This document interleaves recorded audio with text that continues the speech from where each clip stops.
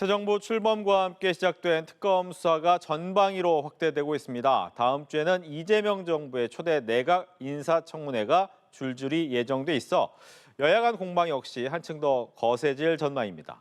조기현 민주당 법률위원회 부위원장, 조청래 전 여의도연구원 부원장 두 분과 함께 이야기 나눠보겠습니다. 안녕하십니까? 어서 오십시오.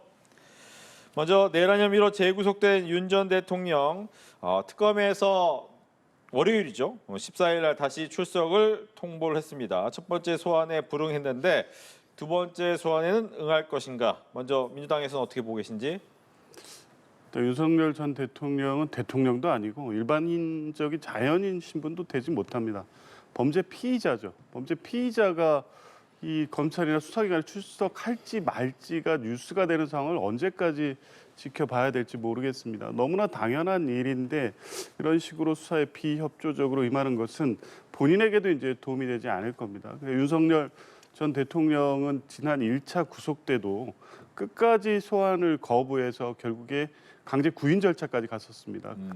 근데 그때는 현직 대통령이라는 신분을 고려해서 실질적으로 강제 구인, 그러니까 구치소 안에 있는 윤석열 강제로 끌어내는 것까지는 하지 않았습니다. 그런데 특검은 만약에 또 출석하지 않는다면 그 이상의 조치를 통해서라도 반드시 이 조사할 수 있는 상황을 만들겠다는 입장인 겁니다. 그러니까 윤석열 전 대통령은 더 이상 이런 식으로 버틴다고 해도 수사기관의 수사를 받는 것을 받지 않을 수 있는 상황은 아니기 때문에 최소한 국민에게 최소한의 도리라는 생각으로 수사에 협조해야 된다는 말씀을 드리고 싶습니다.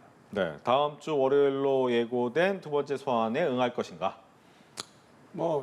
지금 상황이 전직 대통령 신분이니까 강제 구인 사태까지 가기야 하겠습니까? 저도 이제 거기까지는 가지 않을 걸로 보는데 이게 이제 윤석열 전 대통령 입장에서 볼 때는 예전에 구속이 되었다가 구속 취소가 되었잖아요. 네. 그리고 형사재판이 지금 진행 중인 상황이고 집법상으로도 동일 범죄로 해서 재구속은 할 수 없게 돼 있는데 이 특검이 구속영장 집행 저지 문제하고 비하폰 서버 삭제 등등으로 해서 연관 범죄를 가지고 다시 구속영장을 청구한 것은 글쎄요, 윤석열 전 대통령 측에서 볼 때는 이거는 특검이 정치를 하는 것이라고 보는 것이고요. 좀 못마땅하죠. 실제로 스트레스를 받고 일정이 촉박해서 아마 소환에 응하지 않았던 것 같은데 아마 월요일 소환까지 거부하기는 쉽지 않아 보이고요. 네. 강제 구인으로 가지는 않을 거로 저는 보고 있습니다. 예. 그렇다면 이제 일각에서 나오는 윤석열 전 대통령의 변호인 측에서 고민한다는 구속적 부심의 청구 가능성은 어떻게 되는가? 이 부분도 얘기 듣겠습니다. 아직은 이제 신중한 입장이라고 얘기는 하는데 지금까지 윤석열 전 대통령이 해온 이 모습을 보면 신청하지 않을까 싶습니다. 모든 가능한 이 절차적 이의라든가 불법 방법을 다 써왔지 않습니까? 물론 전부 다 기각이 됐습니다. 다만 이제 3월 8일에 직위원 재판부의 구속 취소 결정이 한번 인정돼서 사실은 석방된 상태에 있었죠. 근데 그게 이례적인 겁니다. 우리 형사 사법 역사상 없었던 일이었죠. 구속 기간을 일이 아닌 시간으로 계산해서 마치 윤석열 대통령의 석방을 전제해 놓고 법 논리를 맞춘 것처럼 한 결과였습니다. 국민들이 도저히 받아들일 수 없는 상황을 법원이 만들었었는데요. 그런데 지금은 이제 분명히 상황이 달라졌습니다. 이미 내란죄로 기소돼서 재판을 받고 있는 데다가 이번 아까 이 내란죄와 같은 동종 범죄인 것처럼 말씀하셨지만 이건 엄연히 사후적으로 발생한 이 별도의 범죄 행위 사실들입니다. 이 부분에 대한 이걸 수사를 피할 수가 없는 거죠. 그런데 구속적 부심을 신청한다고 해도 지난번 같은 명분조차 없습니다. 그래서 어떠한 사유로 구성할 수 있을지 모르겠지만 만약에 신청한다고 해도 받아들여질 가능성이 거의 없다는 점을 아마 윤석열 전 대통령 측도 고민은 할 것으로 보입니다. 그런데 그렇다고 하더라도 지금 기댈 수 있는 바가 없기 때문에 결국 또 가능한 불복 절차는 모두 해보지 않을까 싶습니다. 예, 구속적 부심 청구 가능성. 아니 변호인단에서는 모든 가능성을 다 검토를 하겠죠. 그러나 지금 말씀하신 것처럼 특검이 지금 굉장히 서둘러서 속도감 있게 지금 수사를 진행하고 있고 그리고 내란 혐의와 별개의 사안에 대해서 지금 법원이 영장 발부를 한 상황이기 때문에요. 구속 적부심을 청구를 하더라도 이게 받아들여질 가능성이 높지 않다라는 판단을 아마 하고 있을 겁니다. 그래서 그 두 가지를 놓고 조울주의를 할 건데 저는 청구를 하지 않을 가능성이 높다고 봅니다. 예. 지금의 전반적인 분위기나 특검의 상황이나 법원의 판단을 볼 때. 예. 알겠습니다.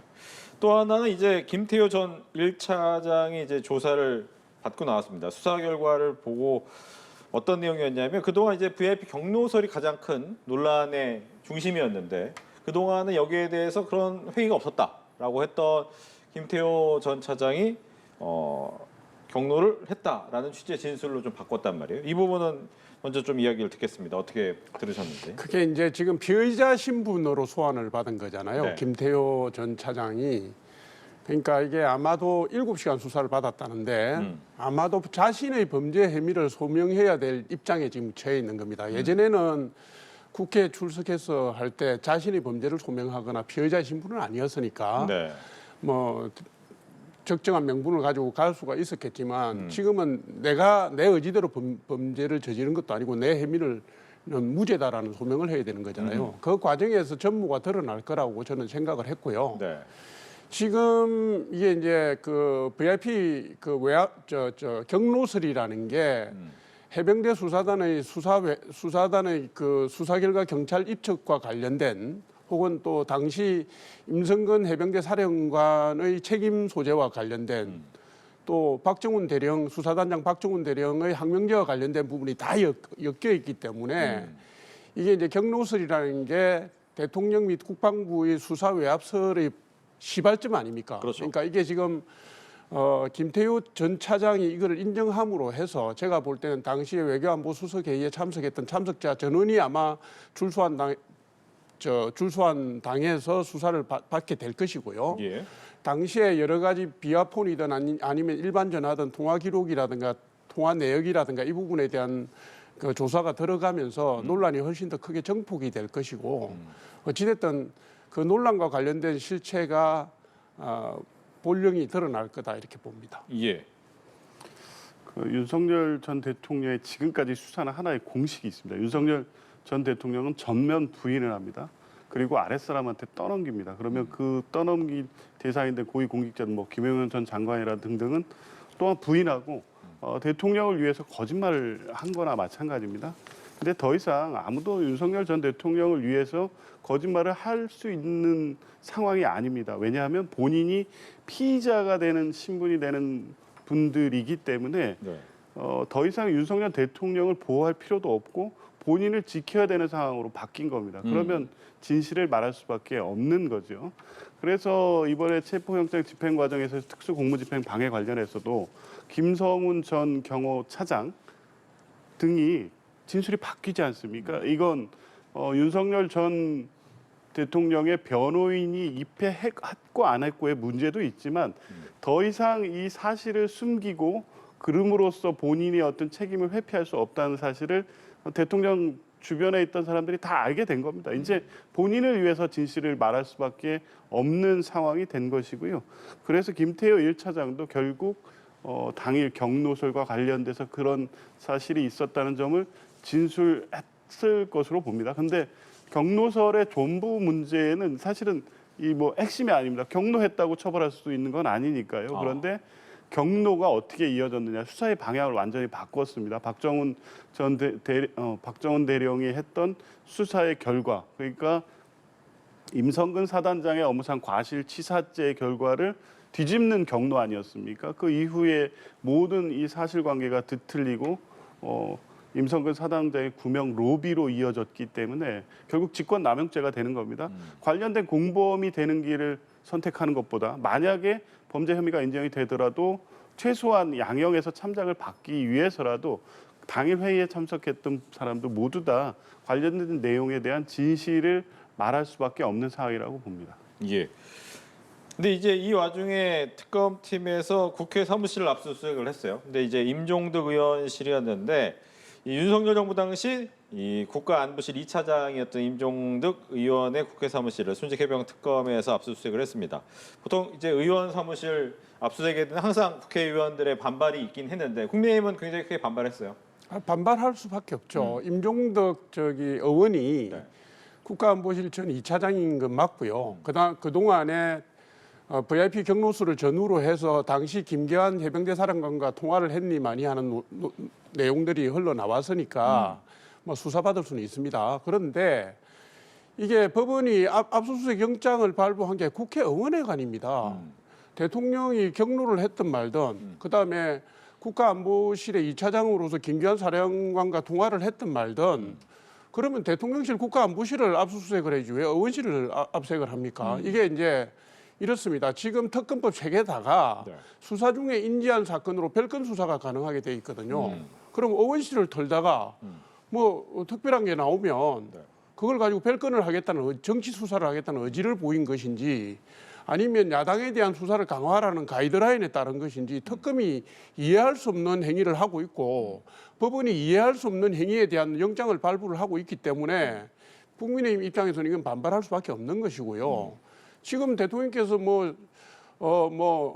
중도를 협치를 얘기하고 실용을 얘기하면서 말로는 그렇게 하시고 뒤로는 이렇게 외압하고 가이드라인 제시하고 야당 탄압하고 해도 되는 겁니까? 이건 아닌 것 같아요. 그래서 반발할 수밖에 없다 이 말씀드립니다. 예, 즉 지금 국민의힘 입장에서는 현 상황에서 국회 사무실이 아니라 당시에 있었던 예를 들면 국가안보실이라든가 대통령실 이쪽으로 가는 게 맞는 거 아니냐 수색은. 그렇지가 않죠. 보통 범죄 혐의 사실이 있어서 압수수색 영장할 때는 기본적으로 주거지와 사무실입니다. 그 사무실은 상시 체류하던 사무실인 거죠. 물론 그때는 국가안보실 2차장이긴 했지만 그 뒤에 국회에 들어와서 관련된 내용들을 현재로 보관했을 가능성이 있기 때문에 의원실을 압수수색하는 겁니다. 뭐 지난 정부에서 민주당 의원 관련된 수사 때 이 국회의원회관 압수수색 안 했습니까? 물론 그때 민주당도 반발했죠. 그때는 이제 표적 수사라는 명분이 있었고 그걸 가지고 똑같이 반발을 했지만 이번 건은 VIP 경로설과 관련해서 현장 회의에 같이 있었던 분 아닙니까? 그런데 지금까지 부인해 왔습니다. 그런 사실이 없다고. 그러면 이 관련된 뭔가 사실관계를 은폐하기 위해 어떤 내용들을 숨기고 있을 가능성이 있기 때문에 그렇다면 이 사무실 내지 주거지에 당일 그 이후에 뭐 구명로비 해병대원 수사 관련된 어떤 내용들이 남아 있을 가능성이 있다고 특검은 본 거죠. 그러니까 기본 원칙에 따라서 주거지와 사무실을 압수수색한 것이고 뭐 지금 안보실이야말로 안보실에 간다고 뭐가 있겠습니까? 이미 사무실 바뀐 지가 한참 된 상황이기 때문에 그래서 현재 현존하고 있는 사무실을 압수수색하는 것은 기본적인 수사 원칙에 따른 당연한 조치였다고 봅니다. 예. 그렇다면 이제 장관 청문회 이제 다음 주에 본격적으로 시작이 되지요. 크게 두 사람 정도 있는 것 같아요. 강선우 여가부 장관 후보자 그리고 이진숙 교육부 장관 후보자 이 두 명에 대해서는 좀 논란이 있다라고 얘기를 하고 있는데 이것도 이제 아무래도 공격하는 입장인 국민의힘의 공격부터 좀 듣겠습니다. 다 논란이 있죠. 네. 그중에 두 분이 특히 심하다 이 말이고 농지법 위반 논란은 네 분인가가 있고요. 예. 이 교육부 장관을 하겠다는 사람이 11건의 논문 표절을 그것도 제자의 논문을 뭐 비슷하게 보고서 뭐 한 게 아니라 그대로 오탈자까지 비문까지 붙였는데 이게 말이 됩니까? 그리고 여가부 장관을 하겠다는 사람을 갖다가 무슨 갑질 의혹을 심하게 한 사람을 주겠다는 건데요. 민주당의 입장이 가관입니다. 일방적 한쪽의 주장에 불과하다고 그래요. 그럼 갑질이 한쪽의 주장이지 쌍방의 주장입니까? 갑질한 사람 보고 당신 소명해봐라 그런 경우가 어디 있어요. 그러니까 민주당이 지금 굉장히 오만하게 하고 있는 것이고요. 지난번에 김민석 총리 후보자 청문회 때 이미 민주당이 발톱을 다 털어냈습니다. 청문회 때 다 밝히겠다 해놓고 청문회 가니까 자료 드렸는데 안 읽고 왔더라 그러고요. 말씀드렸는데 이해를 못하더라 그러고 자료 내지도 않고 낸 자료의 대부분은 아무 내용도 없는 걸 냈거든요. 지금 이번에 장관 후보자들 보면요. 정인이 한 명도 없는 분들도 있고요. 네. 자료를 한 건도 안 낸 분들도 있고요. 이게 언제부턴가 내각에 들어가는 분이 자료를 안 내도 된다, 버티면 된다 하는 게 이 문법이 민주당 정권부터 지금 만들어지고 있는 겁니다. 그러면 청문회 법을 뭐하러 만들어서 이 짓을 합니까? 국민들 눈 가리고 속이고 대충 버티고 힘으로 가면 되는데 그래서 이거는 뭐 할 필요도 없는 맹탕 청문회를 하겠다고 지금 힘을 빼는 것이고 국민을 피로하게 하는 거다 지적하고 싶습니다. 예. 그 의혹이 제기됐다고 해서 인사청문회도 안 보고 낙마해야 된다고 하면 윤석열 정부에서 장관이 될 수 있었던 분이 몇 분이나 되겠습니까? 29번이나 이 국회 청문 보고서 채택 없이 임명을 강행했던 정부, 그 정부를 옹호했던 국민의힘이 지금 이런 나온 얘기를 가지고 무조건 낙마하라고 주장할 일은 아니죠. 물론 제기된 의혹에 대해서 철저히 인사청문회까지 검증을 해서 지금 드러나고 있는 것이 사실관계에 맞는지, 실제 이진숙 후보자는 논문 표절에 해당되는지, 제자 논문을 표절한 것인지, 강선호 후보자는 갑질이 있었는지, 그리고 확인된 사실 외에도 추가적으로 지금 나오는 의혹이 사실인지 확인해 보고 본인의 얘기를 들어봐야죠. 그러니까 청문회는 야당이 평가한 기준대로 적격 부적격을 무조건 나누는 게 아니라 국민 여론을 통해서 검증을 받는 과정이기도 합니다. 그리고 이 윤리성 문제와 함께 적격성에 있어서는 능력과 자질, 이 장관 후보자가 장관이 되어야만 이 이재명 정부가 추구하는 어떤 이 정책 방향을 추진할 수 있는 상당한 동력을 얻게 된다. 이런 평가도 있을 수 있는 거 아닙니까? 이걸 종합적으로 판단해 볼 수 있는 장은 마련하고 낙마를 주장하든 하도 해야지 인사청문회 하지도 않고 사퇴하라 하고 할 문제는 아니고요. 저도 지금 제기되고 있는 문제가 사실로 확인된다면 부적절하다고 봅니다. 네. 그러면 당연히 사과로 넘어가고 사과를 통해서 국민들의 이 민심을 좀 설득하고 임명이 될 수도 있고 그게 안 되는 상황이 될 수도 있는 겁니다. 그러니까 모든 것을 인사청문회에서 사실관계 확인, 본인의 소명 그리고 추가적으로 자격과 능력에 대한 이 확인까지 좀 본 후에 종합적으로 평가하고 판단해도 늦지 않다 이런 말씀을 드리고 싶습니다. 근데 이제 뭐 국민의힘에서 얘기하는 얘기도 하나는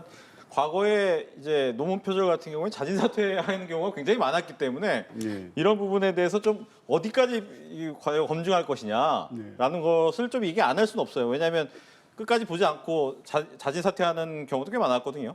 그러니까 이제 표절로 보이는 어떤 몇 가지 문제 제기가 있는데 이게 사퇴할 정도 사실 연구 윤리상 그 표절에 해당되는지에 대한 아직 정확한 판단이 이루어지지 않았다는 겁니다. 물론 제자 논문과 유사하고 오타까지 인용된 부분 매우 부적절해 보이죠. 그런데 이진숙 후보자와 관련된 논문의 표절 여부는 충남대 총장 임용 과정에서 연구윤리진실성위원회에서 1차 검증을 거쳤었고 그때 이 문제가 없다고 1차 판단을 받았다는 내용을 민주당 측이 확인하고 있기 때문에 그럼 후보자의 직접적인 이 관련된 내용에 대해서 그 의도라든가 그 표절이라고 하면 그 출처 기재 등 요건에 해당되지 않는 내용이 얼마만큼인지까지를 다 확인할 필요가 있다는 겁니다. 알겠습니다. 이제 여론조사 얘기로 넘어가겠습니다. 이재명 대통령 지지율이 60%대 높은 수치를 좀 유지하고 있고요. 여기에 반해서 이제 국민의힘은 20%가 안 나온 경우가 상당히 자주 눈에 보였습니다. 특히나 대구 경북 지역에서도 민주당보다 지지율이 좀 떨어지는 그런 양상이 보고 있는데 이런 양상을 좀 어떻게 보고 계시는지 먼저 이재명 대통령 지지율이 높은 이유는 뭡니까? 잘하시잖아요. 그러니까 국민들과 적극적으로 소통하시는 모습, 굉장히 열정적으로 이 국무회의 등을 해가는 모습, 그리고 특히 현장 방문을 통해서 직접 챙기고 당면한 과제를 거침없이 풀어가지 않습니까? 단적으로 이 대북 방송 관련해서도 즉시 중단 조치를 하고 북한의 호응도 이끌어내고 그래서 국민들의 불편함을 해소하고 이게 각 분야에서 모든 분야에서 그게 동시다발적으로 조금씩 이루어지고 있는 것을 국민들이 직접 확인하시기 때문에 정치의 효능감을 다시 느끼시는 것 같습니다. 과거 정권 교체 후 새 정부에 대한 기대감 때문에 허니문 기간에는 당연히 지지율이 높지만 이제 그런 어떤 기대감 내지 정권 교체의 효과 이것보다도 실제 일을 잘하는 정부로 확인되고 있고 앞으로 더 잘할 것 같다. 이런 기대가 높은 지지율에 반영되고 있는 것으로 봅니다. 네. 국민의힘 입장에서는 뭐 대구 경북 지역, 부울경에서도 좀 밀리는 양상이다 보니까 혁신위나 전당대회를 통해서 뭐 안 보여주면 이거 큰일 나겠다 이런 생각 좀 할 것 같기도 하고요.